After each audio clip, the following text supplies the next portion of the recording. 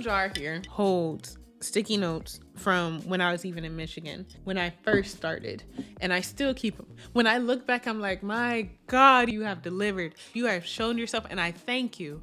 I thank you, I thank you, I thank you. And even now, I'm like, I got my own little wall. I'm excited to bring these into this next place because the Lord has stayed with me, and he has also stayed with you. And it's important that we remember it's a basis of praise and worship, but then also it's like fuel to endure. Next, I'm sorry, I got a lot to say on that. Honestly, a good place to start. In my opinion, a very easy or light and fun way to start. The way you document it is all up to your own creativity, and it's a great way to do it. You'll love going back to it. You'll love adding more. You'll think of so much more. I love this one for complicated reasons, now that I think about it. God's silence isn't always punishment. It can be punishment pending, you would know. His silence is not always punishment. My dad, he always said warning comes before destruction. So he will tell you, like a parent would if a punishment is awaiting. But it could also be preparation for what's on the horizon. When it comes to not leaning into your own understanding, when things don't make sense, especially when things don't make sense, know that at that very moment, when you're like, this don't make sense, you have a choice before you. You can choose to lean into what you see and your own understanding, or you can choose to trust who God is. Red pill, blue pill. Proverbs 3:5, trust in the Lord with all your heart and lean not into your own understanding. You have a choice at the moment. When it doesn't make sense, you have a choice. Know that you have a choice. Practice obedience even when it's scary. Thank you all.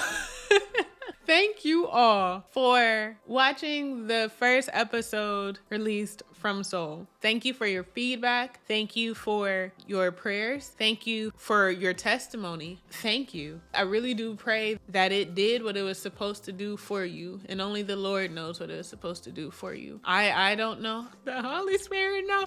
I was fighting to obey. I was fighting every head that wanted to pop up of perfectionism. I was fighting to obey, and I am glad that I did. It is better to do so. If he has something that he is telling you to do, just do it, just do it, just do it. If you are struggling to just do it, cast the things that you know that's the obstacle in your way onto him and just do it.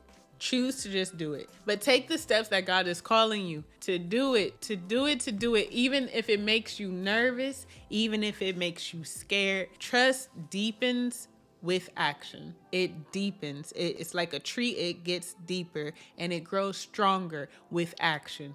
When it comes to trust, you have confidence and hope. Make sure you're putting your hopes in the Lord, not in the outcome, not in what you can control, not in what you can preserve. Put your hopes in the Lord and put your confidence in who he is, because he's perfect.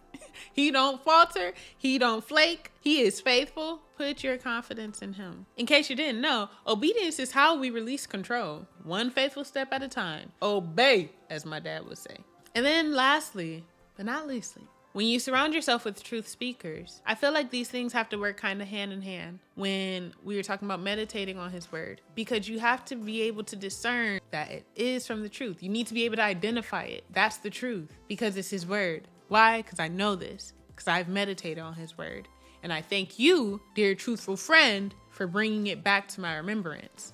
And even if you are not like where you're able to recognize it, when they say it, be sure to pick up your own Bible and look to confirm.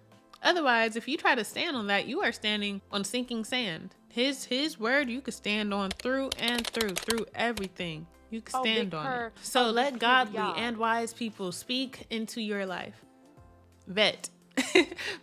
Trust often grows in community. That's what it could feel like with testimony, because you can see that somebody else trusted, then I can trust too. If you're planning to follow the Lord, it is good to pray to him. It is good to seek his face. It is good to seek his righteousness. And it can be helpful to have people around to help you do that too.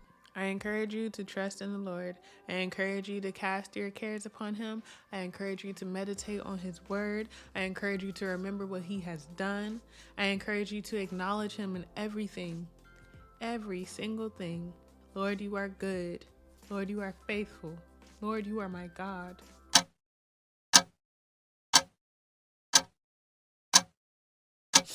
Okay.